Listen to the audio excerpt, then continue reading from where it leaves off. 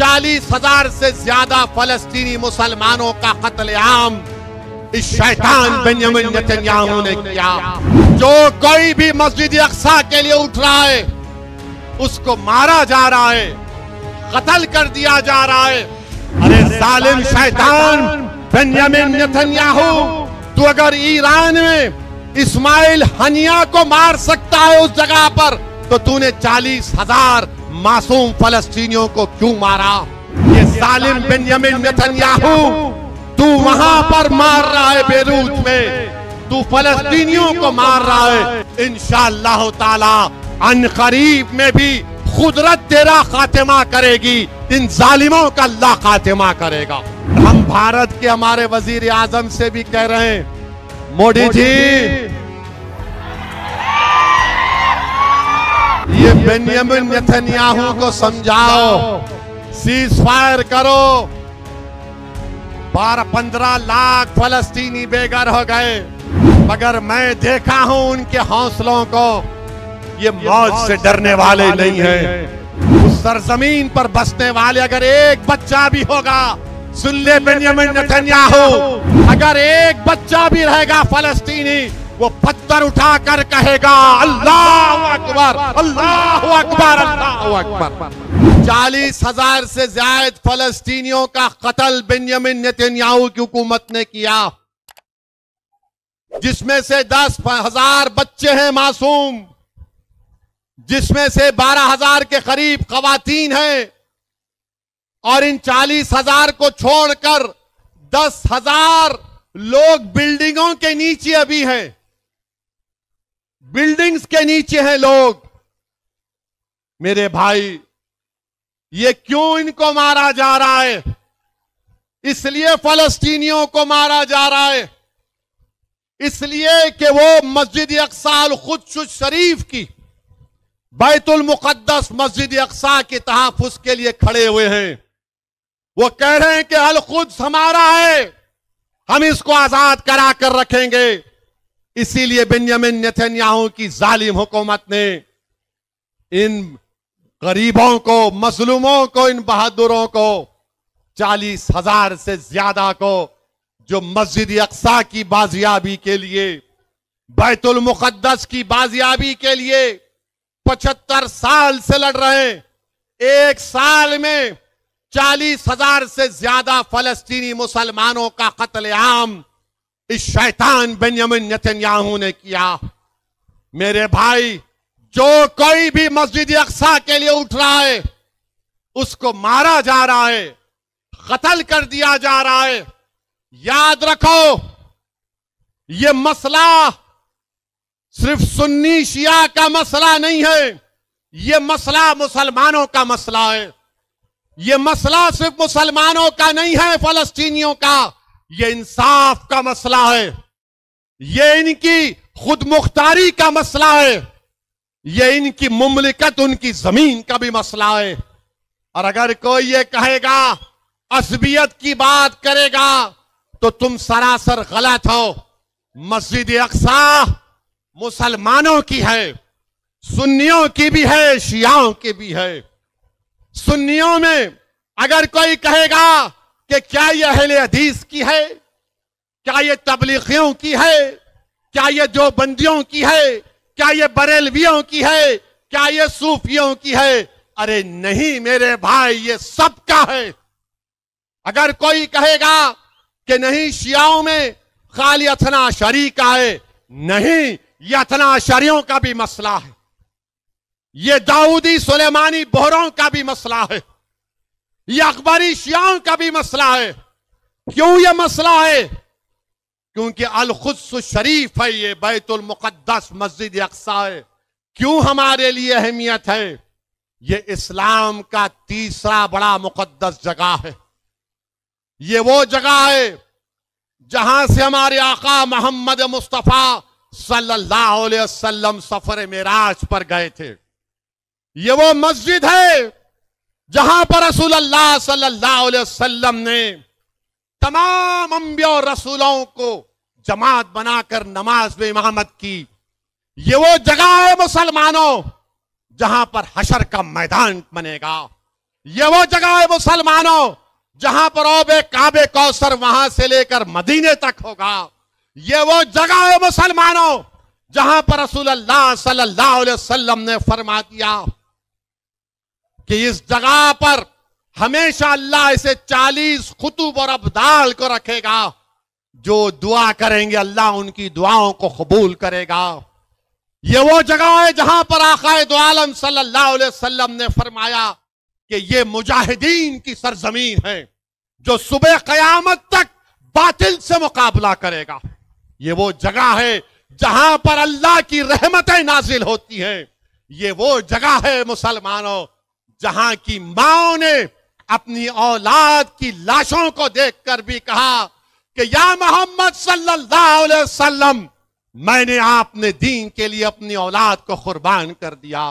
ये वो जगह है जहां पर बाप अपने बच्चों की लाश उठाकर कहता है कि या रसूल अल्लाह, मेरे माँ बाप मेरी औलाद आप पर कुर्बान, मैं अपनी औलाद को इस दीन की सरबुलंदी के लिए पेश कर रहा हूं।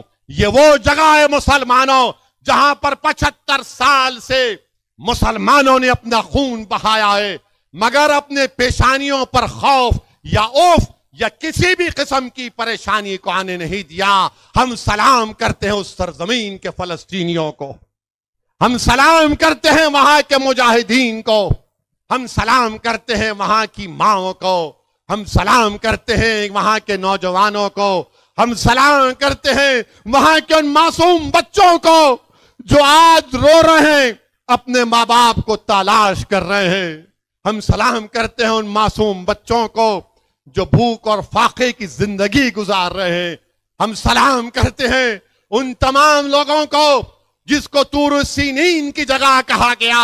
इंशाअल्लाह ताला वो लोग कामयाब होंगे। वही जगह है जहां पर अल्लाह सुब्हाना व तआला इनको कामयाब और कामरान करेगा। अरे जालिम शैतान बेंयामिन नेतन्याहू, तू अगर ईरान में इस्माइल हनिया को मार सकता है उस जगह पर, तो तूने 40,000 मासूम फलस्तीनियों को क्यों मारा? अगर तूने बेरूत में एक उस लीडर को मार दिया, तो तूने बेरूत में 12 लाख लोगों को बेघर क्यों किया? मैं गया था, सुनो, नारे लगाएंगे बाद में, सुनो अभी। मैं गया था 2006 में जब यही जालिम, ये हुकूमत जब बीरूत पर बमबारी कर रही थी, उस वक्त कुछ 32 मुसलमानों के एमपी थे। मीटिंग हुई कि सब जाएंगे, खैर वो क्या वजह थी कोई नहीं आए। मैं अकेला दमिश्क गया। दमिश्क में जब उतरा तो बेरूत का एयरपोर्ट बंद था, तो दमिश्क से आपको बेरूत जाना पड़ता था। मैं दमिश्क को पहुंचा। दमिश्क एयरपोर्ट पर इंडियन एम्बेसी का एक ऑफिसर आकर बोला कि ओवैसी साहब आप दूसरी फ्लाइट से वापस चले जाइए। मैंने कहा मैं नहीं जाऊंगा, मैं दमिश्क को आया हूं। मैंने कहा कि मैं जब दमिश्क को आ चुका हूं, मैं दमिश्क को देखना चाहूंगा। तो मुझसे कहा कि आप क्या देखना चाहेंगे दमिश्क में? तो मैंने कहा मैं दमिश्क में हजरत बिलाल की खबर पर जाना चाहूंगा। मैं दमिश्क में शहीदाने करबला के मज़ारात पर जाना चाहूंगा। मैंने कहा कि मैंने सुना कि यहां पर इब्न अल अरबी की भी खबर है, मैं वहां पर जाना चाहूंगा। मैंने कहा कि यहां पर इमाम हुसैन की बहन हजरत ज़ैनब का भी रोजा है, मैं वहां पर जाना चाहूंगा। तो उस वक्त के इंडियन एम्बेसडर या जो भी थे, उन्होंने कहा कि अगर आप दमिश्क में ही रुकेंगे तो हम आपके लिए, एक नदवे के पढ़े हुए आलिम दीन थे जो दमिश्क यूनिवर्सिटी में अरबी की तालीम हासिल कर रहे थे, मुझे उनके साथ दे दिया। शायद वो कहीं अमेरिका लंदन में है मौलाना वो। खैर मैं इन तमाम मुकामात पर गया। हजरत ज़ैनब के रोजे पर गया तो हैदराबाद के हमारे लोग थे, बड़े खुश हुए। हाँ, वहां पर मैं उस मस्जिद के पास भी गया जिसको मस्जिद उमैयद कहा जाता है। और अगर मेरा हाफिजा सही है तो अबू दाऊद शरीफ की हदीस है कि हदीस शरीफ में आया कि अल्लाह के रसूल सल्लल्लाहु अलैहि वसल्लम ने फरमाया कि इस जगह पर जब मुसलमानों की फौज होगी तो अल्लाह दोबारा हजरत ईसा अलैहिस्सलाम को भिजाएगा उसी जगह पर। मैं वो मस्जिद को भी देखा। फिर उसी मस्जिद के हाथे में एक ऊंचे मीनार में कमरा है जहां पर इमाम गज़ाली रहमतुल्लाह अलैह बैठकर अपनी किताब को लिखते थे। फिर मैं पूछा कि मुझे एक और जगह इस मस्जिद में देखना है, तो उस नदवे के आलिम दीन ने मुझसे पूछा कहां पर। मैंने कहा मैंने सुना कि यहां पर मेरा हीरो सलाहुद्दीन अय्यूबी की भी खबर है। तो मुझे कहा कि हां इस मस्जिद के हाथे में है। मैं सलाहुद्दीन अय्यूबी की खबर पर गया और नौजवानों मेरी कैफियत यह हो गई कि मैं एक छोटे बच्चे की तरह हिचकियां लेकर रो रहा था जब अपने आप को सलाहुद्दीन अय्यूबी की खबर के सामने देखा। और मुझे याद आ गया वो सलाहुद्दीन अय्यूबी की बहादुरी के कारनामे। नूरुद्दीन जंगी की भी खबर थी। खैर उसके बाद सुबह में मैं निकलकर बेरूत को गया। मैं बता रहा हूं बेरूत के वो जो वहां के लोग हैं वो मौत से नहीं डरने वाले हैं, वो मौत से नहीं डरते। ये मगरबी मुमालिक के लोग अगर ये समझ रहे हैं कि 40,000 फलस्तीनियों को मारकर 12 लाख साउथ लेबनान और साउथ बीरूत के लोगों को बेघर करके वो उन पर गलबा हासिल करेंगे। अरे मैंने अपनी आंखों से देखा कि 15 माला बिल्डिंग है, डिमोलिश हो चुकी है, लोग अपना सामान निकाल रहे हैं। किसी ने उससे कहा कि ये हिंदुस्तान से आया है, तो मेरे पास आया और मुझे रोते हुए कहा कि मेरे भाई मुझे माफ कर देना। मैं उससे कहा कि मेरे भाई आपके आंख में आंसू क्यों हैं? मेरे आंख में आंसू हैं इतनी बर्बादी को देखकर। उसने कहा कि मेरे दोस्त तुम हमारे मेहमान हो, हम तुम्हें कुछ भी नहीं खिला सकते, कम से कम ये चाय तुम पी लो और बिस्किट खा लो। जो लोग अपने घरों की बर्बादी को देखकर भी अपनी मेहमान नवाजी को नहीं बोलते, तुम उनको नहीं खत्म कर सकते जालिमों, तुम उनको खत्म नहीं कर सकते। अरे वो लोग मौत से मोहब्बत करने वाले हैं, ये मौत से डरने वाले नहीं हैं। ये जालिम बेंयामिन नेतन्याहू तू वहां पर मार रहा है बेरूत में, तू फलस्तीनियों को मार रहा है।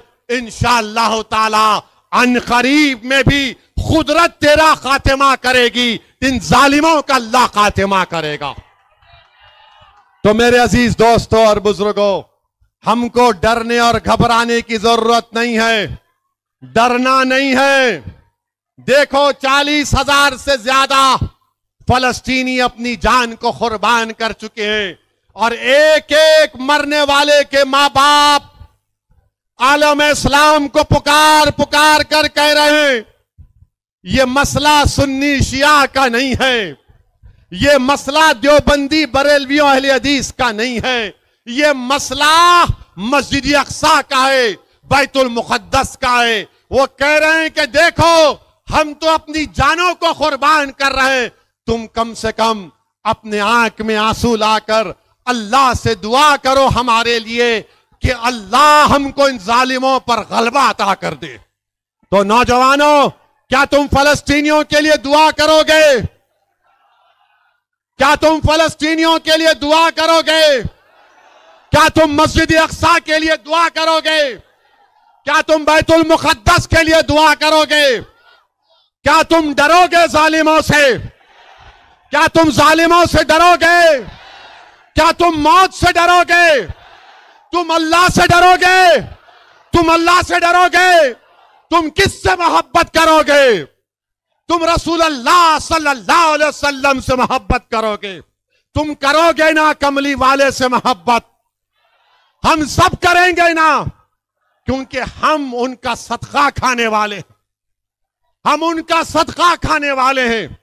तो डरने और घबराने की जरूरत नहीं है। और हम भारत के हमारे वजीर आजम से भी कह रहे हैं, मोदी जी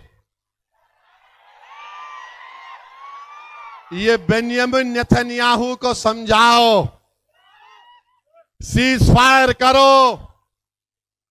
12-15 लाख फलस्तीनी बेघर हो गए, मगर मैं देखा हूं उनके हौसलों को, ये मौत से डरने वाले नहीं हैं।